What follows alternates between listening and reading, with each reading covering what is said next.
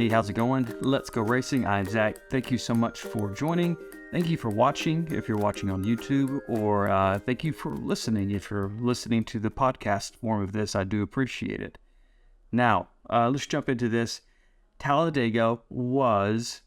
That's the question I asked myself after the race and the day, a couple of days after the race, was it a good race? Was it a medium race, like just a normal race? Was it a bad race? Because the reality is fans, and not just NASCAR fans, any sort of fan of a sport, of an artist, of a movie, whatever it is, we are hypercritical, right? And if we're on social media, we are loud and we are hypercritical. I include myself in this conversation. In NASCAR, it's sort of elevated because racing, by its nature, is exhilarating. Whenever you have a machine designed to go as fast as it can, you have hyper aggressive, hyper competitive people in those machines trying to beat one another. And so it produces a lot of great moments. We're sort of spoiled for great moments in NASCAR. But NASCAR, hopefully you understand, NASCAR is not always about the visually spectacular moments. There's more than those. Those are great. Those are perfect. That's why people probably get into the sport and stay in the sport. But there's a lot to enjoy about NASCAR and racing in general that goes above and beyond the exhilarating physical, visual moments. So that makes me ask another question. What makes a good race to begin with? As a kid, a good race is when your driver finishes well, right? When your driver wins, you win. When your driver does great, you do great. When your driver has a bad day, you have a really bad day. And listen, I'm still that way. Ask my wife. I have my favorites. It's hard to be completely objective sometimes. I attempt to. But I am a Larson, I'm an Elliott fan, and I'm a Hendrick fan, sort of in that order. And so when they're doing good, man, it does sort of skew the race towards being good. Now, sometimes I do pull back and look at a race and just think, you know what, even though my guy won, technically, by my own measures, that was not a good race. So I do that, but it does impact you. And the older you get, hopefully you begin to appreciate other aspects of racing besides just your favorites doing great. There's apparent stuff that makes a good race, like the physical action that creates a good race. Wrecks. And as long as no one gets hurt or injured, they amp up the action.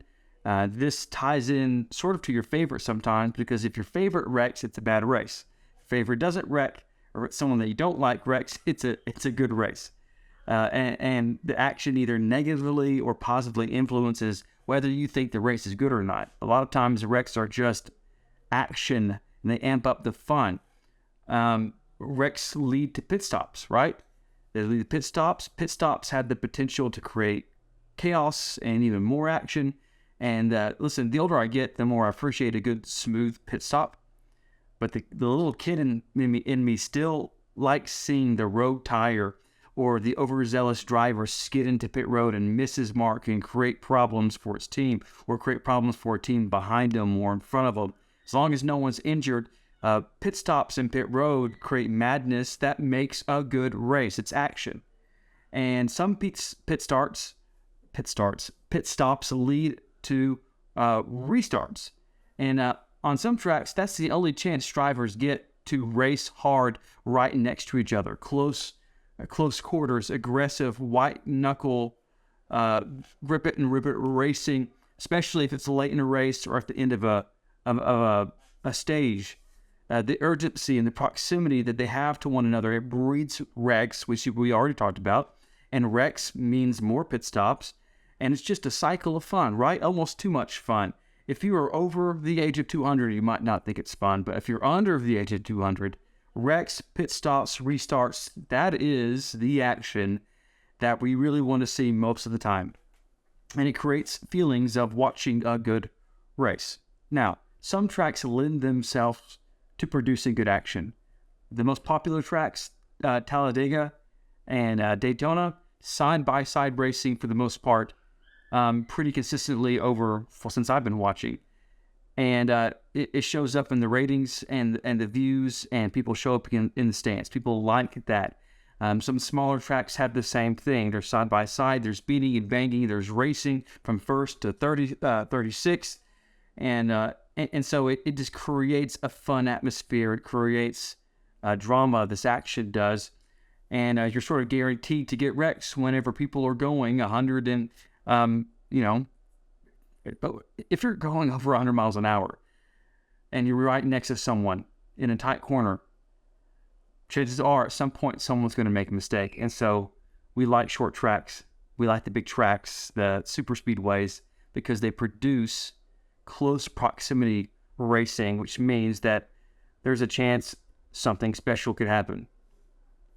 As I've gotten older, I've learned to appreciate and enjoy a race where the team does something different with their strategy than the other teams, and they pull out a win or a great finish. It might not be high-octane madness, right? It might not be the crashes and the pit stop madness and the restarts and side-by-side racing, but it's sort of like watching a gambler win big, right? It's still exciting, right? You're not really watching a train wreck. You're watching something pay off. They might be racing against fuel or tire fall off, maybe not this season. And they really might not be racing against someone next to them, but the drama of the race is still there. And people love drama. And even when it's not a bump and run, there's still drama there whenever you're dealing with strategy and pit road calls and things like that. I've also really started to enjoy races that I normally wouldn't really get interested in until the last 30 minutes. I've learned to enjoy races of excellence and superior execution. I can see why a team winning 4 seconds from second place, or even more than that, can be viewed as boring. I get it. I've watched those races. But the reality is those 4 seconds are the result of a form of excellence and superior execution and some luck. This is adult fun. Not that kind of adult fun. Get your mind out of the gutter. But the kind of adult fun that you get whenever your yard looks great.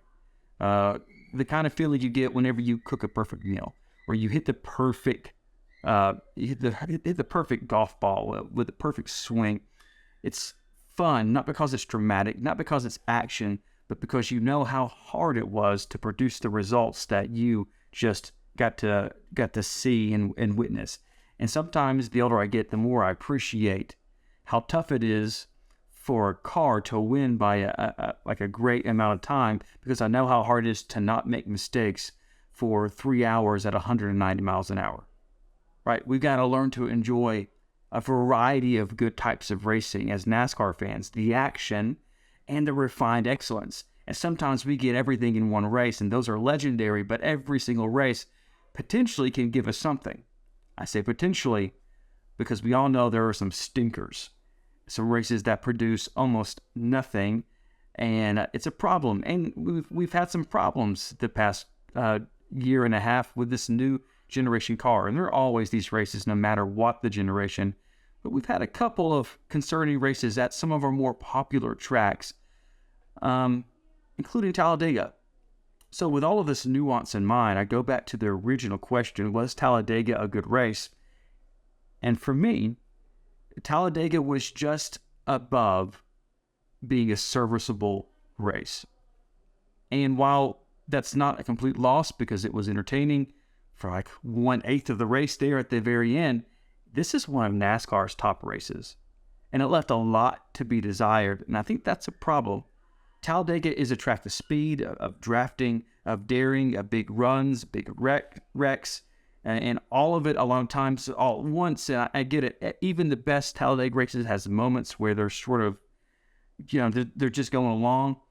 But in the past, there has been the ability for drivers to do different things to gain positions, and there just isn't that right now, right? Again, so I know, even in the best of times, there are moments in Talladega racing, super speedway racing, that have not been perfect, but this was pretty rough to see for most of the race. 3/4, if not more of the race, was pretty boring. You had a couple of pit road issues that provided some excitement, but other than that, until the very last 20 laps, it was hard to be engaged with that race. Again, it picked up, and it was a pretty good end of the race, even though my favorite driver got taken out. But is that enough for a race that has over 100,000 people show up for a race that's the second most viewed race of the year, which is what it was that race enough? Did the product produce something worthwhile for something, for a track like Talladega? And for me, it was just barely there, verging on there being some real trouble there. So I hope they do something with it, right? I don't know why the third line really didn't work. I listened to Dale Earnhardt Jr. talk about, it did work. Well, it got one car up in position. Most of the time they stalled out around 10th place in the second line. And so that third line would stall out second place, and it would drift back, and it would get jumbled, and then it was back to two-wide racing. I think like 4 out of every 5 times that line formed up. It didn't last long where they stalled out. And like that was fun to watch, but it just wasn't enough.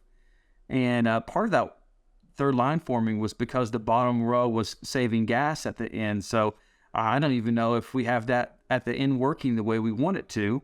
The small amount that we did, if the bottom row is not saving gas those last couple of laps. So it was a mediocre race for a lot of different reasons. And I don't know how you fix it.